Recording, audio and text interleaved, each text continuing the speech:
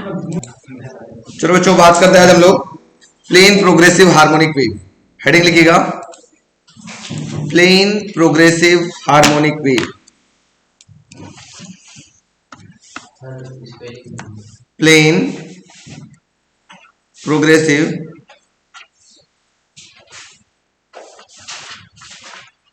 Harmonic wave.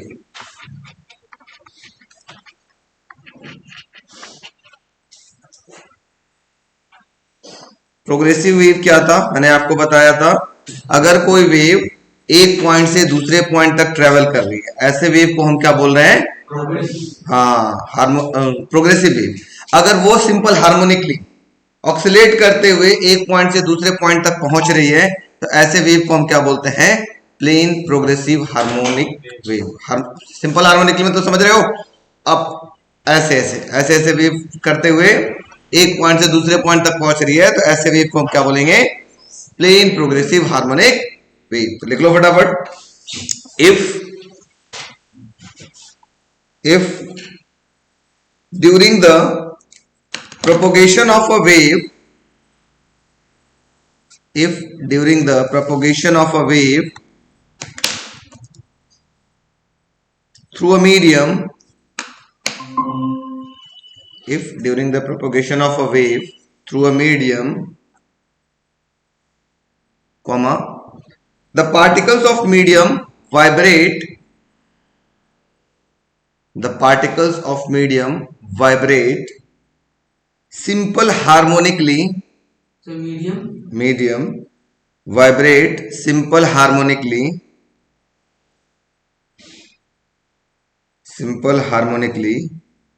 about their mean position,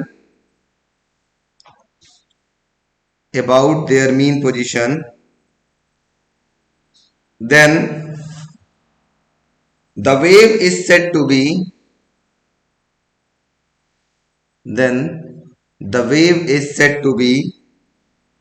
plane progressive harmonic wave. Simple harmonic की बात, simple harmonically about their mean position, simple harmonically about their mean position, then the wave is said to be plane progressive harmonic wave. Then the wave is said to be plane progressive harmonic. मतलब अगर कोई wave एक point से दूसरे point तक जा रहा है और उसके जो पार्टिकल है वो सिंपल हार्मोनिकली ऑक्सिलेट कर रहे हैं, तो ऐसे वेव को हम क्या बोलते हैं? Plane progressive harmonic wave. अब एक इंपॉर्टेंट हेडिंग लिखिएगा, डिस्प्लेसमेंट रिलेशन,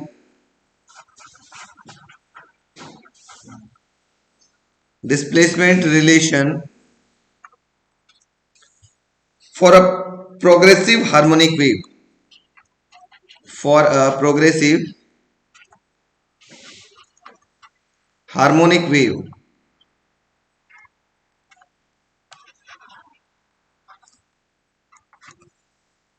ठीक है? Displacement relation for a progressive harmonic wave समझने का प्रयास करिएगा, बहुत इंपॉर्टेंट है, ठीक है?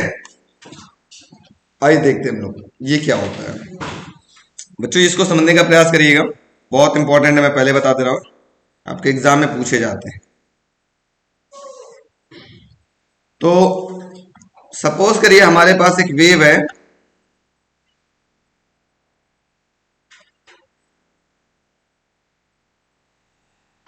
ऐसे चल रहा है आपके पास, ठीक है? ध्यान दीजिएगा, ये हो गया इसका एम्पलीट्यूड, ये हो गया इसका एम्पलीट्यूड, ठीक है? Highest displacement. सपोज करते हैं अगर कोई पार्टिकल अभी ओरिजिन पर है, ठीक है? पार्टिकल अभी ओरिजिन पर है और वो सिंपल हार्मोनिकली ऑक्सिलेट कर रहा है, तो बच्चों बताओ सिंपल हार्मोनिक मोशन का इक्वेशन क्या हो? Equation of SHM, displacement equation of SHM, displacement a cos omega t, यही तो था ना? y is equal to a cos omega t, है ना? प्लस फाई नॉट, अगर इनिशियल फेज से चल रहा है तो अगर मैं मान ले रहा हूं कि यहां पर कोई पार्टिकल अभी ओ पॉइंट पे, थोड़ा ध्यान से समझने का प्रयास करिएगा, बहुत इंपॉर्टेंट बात बता रहा हूं, कोई पार्टिकल अभी ओ पॉइंट पर है, तो उसका जो इक्वेशन आएगा वो होता है 0, t। मतलब जब टाइम की वैल्यू 0 था उस समय डिस्प्लेसमेंट कितना था? हाँ, उस समय डिस्प्लेसमेंट आपके पास ये था, डिस्प्लेसमेंट का इक्वेशन था a cos omega t plus omega t. लिख सकते हैं omega t plus phi nought, या हम बोले थे cos की जगह हम साइन भी लिख सकते हैं, है ना, क्योंकि साइन लिखे या cos लिखे बॉडी क्या कर रही होगी? सिंपल हार्मोनिकली मोशन कर रही होगी। लिख सकते हैं। अब ध्यान से समझिएगा, अब यही पार्टिकल ऐसे ऑक्सीलेट कर रहा था, थोड़ा ध्यान से देखिएगा। ये जो पार्टिकल अभी पॉइंट O पर था, अब ये ऊपर गए, यहां पर आया, मान लो ये पॉइंट यहां पर आया, ऐसे, मतलब ऊपर नीचे ऐसे ऐसे करते करते करते करते ये ऊपर ऐसे बढ़ रहा है, ऑक्सीलेट करते हुए ऊपर की ओर बढ़ रहा है। और ये पहुंचा कहां पर? एट पॉइंट P पर। कहां पहुंचा? एट पॉइंट P पर। ये है पॉइंट P, यहां पर पहुंचा। ठीक है, कहां पहुंचा? एट पॉइंट P पर, जिसकी दूरी कितनी है बच्चों? x है, और ये हो गया आपके पास y, इसका डिस्प्लेसमेंट। तो अब बताओ कितने टाइम बाद वो x पॉइंट पे पहुंचा होगा? यहां वाला जो पार्टिकल अभी ऑक्सीलेट कर रहा था, ये ऑक्सीलेट करते करते करते करते यहां पहुंचा, यहां पर, मतलब P पॉइंट पे। तो कितने टाइम बाद वो P पॉइंट पे पहुंचेगा? तो लिखेंगे disturbance, disturbance at point P reaches sorry disturbance at point O, जो O पे डिस्टरबेंस था वो P पॉइंट पे रीच कर रहा है। Disturbance at point P at point O reaches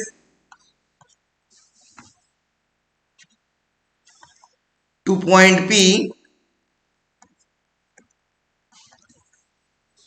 after time T। ठीक है, तो बच्चों ये कितने समय बाद यहां पहुंचेगा? T टाइम बाद पहुंचेगा। और ये T की वैल्यू क्या होगी? दैट इज, आप लोग जानते हो स्पीड इक्वल टू होता है डिस्टेंस अपॉन टाइम टेकन, होता है ना, speed equal to distance upon time taken. तो कितना डिस्टेंस कवर किया? x, कितने टाइम में? t। और ये जो पार्टिकल है मान लेते v वेलोसिटी से ऑक्सीलेट कर रहा था, तो t बराबर क्या होगा? x by v। ये t ऊपर चला गया, v नीचे आ गया, that is t is equal to x by v। मतलब मेरी बात समझिएगा, मेरी बात समझिएगा बच्चों, मैं जो बताना चाह रहा हूं, मतलब अगर आपने एक रस्सी को ऐसे पकड़ के छोड़ा, तो रस्सी यहां वाला तो अभी तो उठा होगा, उठ रहा होगा पार्टिकल। अब ये कुछ देर बाद ये जैसे रस्सी को आप ऐसे खींच के छोड़े तो रस्सी आगे बढ़ेगा कि नहीं बढ़ेगा? ऐसे बनते हुए आगे बढ़ेगा ना। तो यहां वाला तो शांत हो चुका होगा, लेकिन आगे वही डिस्टर्बेंस कहां पहुंचा होगा? किसी पर्टिकुलर पॉइंट P पे पहुंचा होगा ना। आप ऐसे रस्सी को एक बार करके छोड़ो तो ये रस्सी ऐसे होते हुए आगे की ओर बढ़ती है, बढ़ती है कि नहीं बढ़ती है? तो यहां वाला तो डिस्टर्बेंस क्या हो चुका होगा? शांत हो चुका होगा, लेकिन अब ये डिस्टर्बेंस कहां पहुंचा होगा? एट पॉइंट P पर, है ना। बात समझ में आ रही है? तो हम लिखेंगे जहां पर एक छोटा सा वर्ड लिखेंगे बच्चों, क्या लिखेंगे? द डिस्प्लेसमेंट, मतलब जितना पॉइंट, जो डिस्प्लेसमेंट यहां था वही डिस्प्लेसमेंट यहां पहुंचा होगा, कब? x बाई v सेकंड के बाद। फिर x बाई v सेकंड के बाद ये वाला डिस्टर्बेंस कहां पहुंचेगा? किसी अदर पॉइंट पे पहुंचेगा। फिर x बाई v सेकंड के बाद वो डिस्टर्बेंस कहीं और पहुंचेगा, आगे पहुंच रहा है ना, बढ़ता ही जाएगा ना। तो लिखेंगे displacement of the particle P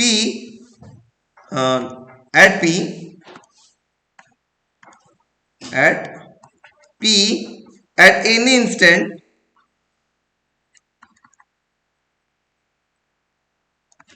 T is equal to, ये जो डिस्प्लेसमेंट होगा वो किसके बराबर होगा?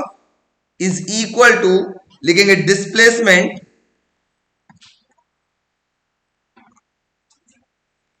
डिस्प्लेसमेंट ऑफ अ पार्टिकल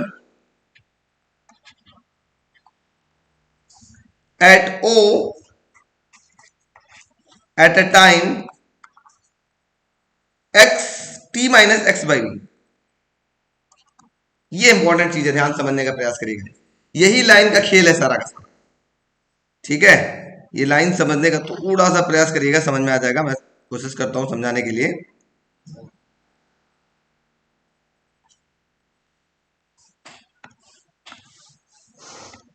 देखो क्या कह रहा है, मतलब जो डिस्प्लेसमेंट यहां है वही सेम डिस्प्लेसमेंट पी पॉइंट पर पहुंच रहा है। कब? एक्स बाई वी सेकंड बाद। लेकिन अगर मैं पूछूं, इसी को उल्टा पूछूं, अगर मान लीजिए कोई डिस्टरबेंस यहां पर एट पॉइंट पी पर है, तो ओ पॉइंट पर डिस्टरबेंस कब रहा होगा? वही t minus x by v. उस सेकंड बाद, अरे t minus x by v भी क्या है? टी माइनस टी क्या हो गया? क्या हो गया? जीरो। मतलब एक्स बाई वी सेकंड पे यहां पहुंचा होगा डिस्प्लेसमेंट। लिख सकता है ना? इसका मतलब आप क्या लिख सकते हो बच्चों, जो ऊपर वाला इक्वेशन था, इसकी जगह टी की जगह बस आप क्या रिप्लेस करोगे? T minus x by v, ऐसे लिखेंगे। तो y x comma t is equal to a sine omega, और टी की जगह क्या लिखेंगे? T minus x by v. Clear? अब कुछ नहीं करना, अब अंदर मल्टीप्लाई करिए, ये हो जाएगा y x comma t. X comma t का मतलब होता है टी टाइम बाद वो एक्स डिस्प्लेसमेंट पे पहुंचा, ठीक है, is equal to a sine omega को मल्टीप्लाई कर दो तो हो जाएगा ओमेगा टी माइनस का omega by v into x, omega by v into. अब हम आपको थोड़ा सा समझाते हैं, शायद आप लोग बहुत अच्छे से जानते हैं। ओमेगा, अभी कल हमने एक रिलेशन बताया था, y x comma t is equal to a sine omega t. एक ये भी आपके पास फॉर्मूला हो गया बच्चों, ये जो फॉर्मूला ऊपर दिख रहा है ना, ये भी आपके पास एक फॉर्मूला है प्लेन प्रोग्रेसिव वेव का। चलो इसको भी हम अंडरलाइन कर लेते हैं, और भी बहुत सारे फॉर्मूला हम लोग बना सकते हैं, वो भी निकालते हैं, ठीक है। तो समझने का प्रयास करिएगा। मैं नीचे ले लेता उसको, ठीक है। ओमेगा टी माइनस, अभी कल हमने बताया था ओमेगा की जगह हम लोग लिख रहे थे बच्चों, ओमेगा इज इक्वल टू होता है 2 पाई न्यू, होता है क्या? ओमेगा की जगह रख लो 2 पाई न्यू। वी की जगह हमने बात किया था, वी इज इक्वल टू हमने बात किया था बच्चों लैम्डा न्यू होता है, ये भी बताया था कल। Wave velocity v is equal to lambda nu होता है ना, इनटू एक्स। लिख सकते हैं? तो क्या कटेगा इसमें से? न्यू से न्यू कैंसिल, y का एक और फॉर्मूला मिल गया, x comma t is equal to a sine omega t minus का 2 pi by lambda into x. ये भी आपके पास प्लेन प्रोग्रेसिव वेव का एक इक्वेशन बन गया, ठीक है। अभी और फॉर्मूला बनेगा। फिर हमने कल बात किया था एंगुलर वेव नंबर, याद होगा आप सब लोग को, क्या था? किसी को फॉर्मूला याद है angular wave number? k is equal to, very good, 2 pi by lambda. तो यहां पर देखो बच्चों 2 पाई बाई लैम्डा दिख रहा है, इसकी जगह हम लोग क्या लिख सकते हैं? k लिख सकते हैं। तो एक और फॉर्मूला मिल गया, y x comma t is equal to a sine omega t minus का एक्स। बात समझ में आ गई? तो कोई भी फॉर्मूला आप डिराइव करके छोड़ सकते हैं, कोई दिक्कत नहीं है। क्लियर? हाँ हाँ हाँ, तो उसकी जगह के लिख दिए, ठीक है। चलो नोट करो। तो रिफ्लेक्शन ऑफ वेव में हम लोग क्या बात करते हैं? When wave strike a rigid boundary it completely gate reflected, ठीक है। मतलब अगर वेव किसी रिजिड बॉडी का मतलब किसी ठोस बॉडी से टकराता है तो वहां से क्या होगा? रिफ्लेक्ट बैक होगा। जैसे मैं बोल रहा हूं, आवाज जा रही होगी, टकरा रही होगी, टकरा के वापस भी तो आ रही है, रिफ्लेक्ट बैक हो रही है कि नहीं हो रही? इसी को हम बोलते हैं रिफ्लेक्शन ऑफ वेव। अब पढ़ते हैं, if the boundary is not rigid then the part of the incident wave is reflected and a part is transmitted into the second wave। अगर ये रिजिड बाउंड्री नहीं है, मतलब अगर ठोस दीवार नहीं है, तो कुछ पार्ट तो रिफ्लेक्ट होगा और कुछ पार्ट ट्रांसमिट हो जाएगा, वापस उधर ही चला जाएगा, ठीक है, उधर उस साइड ही चला जाएगा। जैसे ये दीवार है, तो ये तो रिजिड है, टकरा के आवाज हमारे पास आ रही है तो गूंज रही है, आवाज हो रही है कि नहीं? लेकिन अगर ये रिजिड नहीं होता, दीवार नहीं होता, खाली जगह होता, यहां पर एक पत्थर रखा होता छोटा सा, तो कुछ पार्ट तो उस पत्थर से टकरा के मेरे पास आता पक्का है कि नहीं? अब बाकी चीज क्या हो जाता? ट्रांसमिट हो जाते हैं। होता है ना। तो ये तरीका होता है कि देखो वेव कब वापस आएगा, जब रिजिड बाउंड्री होगा तो रिफ्लेक्ट होगा, और अगर वो ओपन बाउंड्री है, ठीक है, तो वो क्या होगा, कुछ पार्ट तो रिफ्लेक्ट होगा, कुछ पार्ट ट्रांसमिट हो जाएंगे। आगे देखते हैं क्या बोल रहा है। अभी हम इसको लिखवा देते हैं, ठीक है, घबराइएगा नहीं। तो लिख लीजिए पहले इसको फटाफट, रिफ्लेक्शन ऑफ वेव, हेडिंग लिखिएगा रिफ्लेक्शन ऑफ वेव। देखिए, when the wave strikes a rigid boundary, when the wave strikes a rigid boundary, it completely gets reflected. It completely gets reflected.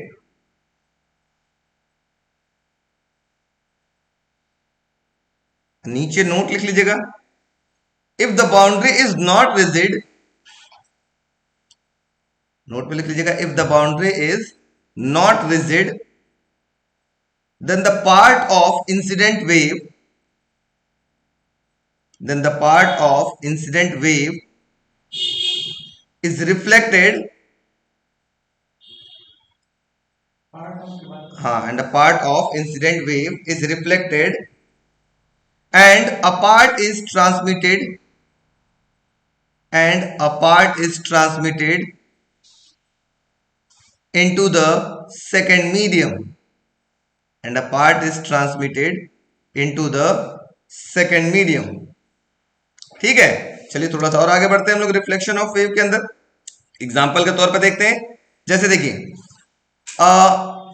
pulse traveling along the stretched string being reflected by the boundary, and reflected wave has same shape as the incident pulse, but it suffers a phase change of 180 on reflection. This is because of the boundary is rigid and the disturbance must have zero displacement at all time at the boundary। मतलब ये क्या बोल रहा है, पहले इसको समझ लेते हैं, उसके बाद हम आपको एक ये वीडियो दिखाते हैं तो ज्यादा आपको क्लियर समझ में आएगा। जैसे हम बोले बच्चों कि अगर ये बाउंड्री रिजिड है, ठीक है, मैं आपको रिफ्लेक्शन ऑफ वेव बताता हूं, ध्यान से समझिएगा। रिफ्लेक्शन ऑफ वेव, ठीक है, इसमें दो बात करते हैं। पहला बाई रिजिड बाउंड्री, कैसा बाउंड्री हो, रिजिड बाउंड्री हो, मतलब ये आपके पास एक बाउंड्री है, एक ये वेव ऐसे जा रहा था, ऐसे गया, जैसे टकराएगा, ये कैसी बाउंड्री आपके पास नजर आ रही थी, ये थी रिजिड। तो टकराने के बाद ये वेव क्या होगा, इसका फेज का रिवर्सल हो जाएगा। ये बताओ टोटल एंगल कितना होता है इस वेव में, 360।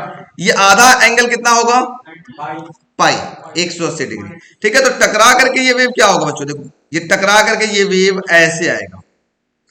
अगर ये बाउंड्री रिजिड होगी तो यहां पर कितने एंगल का रिवर्सल हो रहा है, 180 डिग्री एंगल का रिवर्सल हो रहा है। ठीक है, कब, जब बाउंड्री कैसी थी, रिजिड थी। लेकिन अगर यही बाउंड्री रिजिड ना होती, ओपन बाउंड्री होती, ओपन बाउंड्री, तो इस केस में क्या होता है, ओपन बाउंड्री के लिए हम एक ऐसा फिगर बना लेते हैं, ये एक ले लेते हैं। ठीक है, यहां पूरा ये दीवार था, यहां एक बस सिंपल सा ईटा रखा हुआ है, एक छोटा सा रिंग है मान लो, और यहां से वेव गई ऐसे, टकराई, टकराने के बाद जब वो रिफ्लेक्ट बैक होगी तो क्या होगी बच्चों, रिफ्लेक्ट बैक होगी तो कुछ इस प्रकार से होगी, इसका फेज का रिवर्सल नहीं होगा, सेम फेज में वापस आ जाएगी। कुछ वेव तो रिफ्लेक्ट बैक होगी और कुछ वेव क्या होगी, ट्रांसमिट हो चुकी होगी। तो जैसे मैं आपको दिखाता हूं छोटा सा एक कहानी, उम्मीद है कि ये आपको देखते ही समझ में आने लगेगा ये क्या हो रहा है। जैसे इसमें देखिएगा क्या हो रहा है, इस फिगर में देखिए यहां पर एक वेव जा रही है और कैसे आ रही है, देखिए, ठीक है, समझने का प्रयास करिए। ये देखिए कैसे जा रहा है, एक स्प्रिंग को ऐसे किया गया, वापस ऊपर ही होकर के आ रही है, देखो ऊपर होकर ही आ रही है ना, ऊपर से गया और टकरा के ऊपर से आ रही है, देखो फिर से देखो, ये देखो ऊपर से गया ऊपर ही आ रही है, ऊपर से गया, देखो ऊपर से ही आ रहा है, फेज का रिवर्सल नहीं हो रहा है। कब, जब बाउंड्री कैसी थी, रिजिड थी, है ना। यहां पे देखो, यहां पे जब रिजिड थी तो चेंज हो रहा है, रिजिड है तो नीचे हो जा रहा है, और यहाँ ओपन है तो देखो वापस वैसे ही आ रहा है। दोनों केस में देखो ये ऊपर वाला रिजिड बाउंड्री से कनेक्टेड है और यहाँ ओपन बाउंड्री, ओपन बाउंड्री मतलब कुछ रखा नहीं होता। ठीक है, दोनों केस में देखो फिगर देखो ध्यान से, पहले देखो देख रहे हो, इसमें नीचे बन गया, जा तो रहा है ऊपर से, आते समय किधर हो रहा है, नीचे हो जा रहा है, और लेकिन इसमें जा भी रहा है ऊपर से और आ भी रहा है ऊपर से। देखो दोनों केस में, पहले ऊपर वाले फिगर को आप ध्यान दो, आते समय नीचे हो जा रहा है, नीचे वाले को देखो ऊपर से गया ऊपर से ही आया, हो रहा है क्या? इसका मतलब यहां पे पाई का फेज रिवर्सल हो रहा है ना, 180 डिग्री का फेज रिवर्सल हो रहा है, और यहां पर कोई फेज रिवर्सल नहीं हो रहा है। इसी को हम लोग क्या बोलते हैं, रिफ्लेक्शन ऑफ वेव। बात समझ में आ गई? Yes no? चलो अब हम लोग ये बना लो फिगर, हम लोग के पास ये वाला फिगर आप लोग बना लीजिएगा, फटाफट बना लीजिएगा। बनाने के बाद नीचे एक नोट भी लिखेंगे हम लोग, पहले बना लीजिए आप लोग फिगर। तो रिजिड बाउंड्री वाले के नीचे लिख लीजिएगा, यहां पे लिखिए रिजिड बाउंड्री वाले के नीचे स्टेटमेंट एक छोटा सा लिख लीजिएगा। व्हेन, रिजिड बाउंड्री वाले के नीचे लिखिएगा, when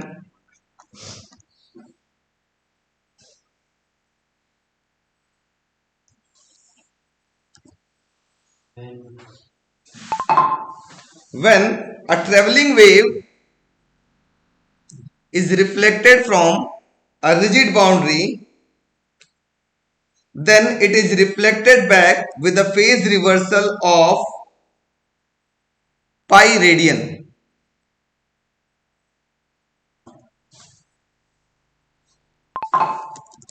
Phase reversal of pi radian. ठीक है,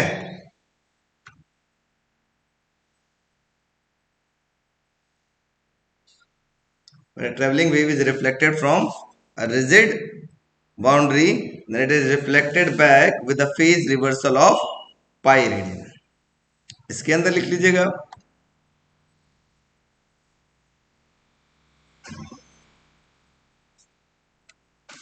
ठीक है, ओपन बाउंड्री के अंदर लिख लीजिएगा, when a traveling wave is reflected from a free or open boundary, it suffers no phase change.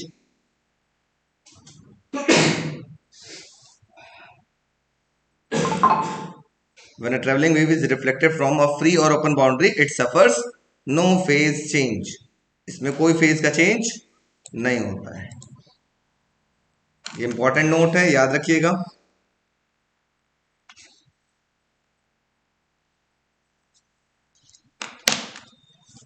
चलिए अगला बात कर लेते हैं बच्चों हम लोग, refraction of wave. Refraction of wave,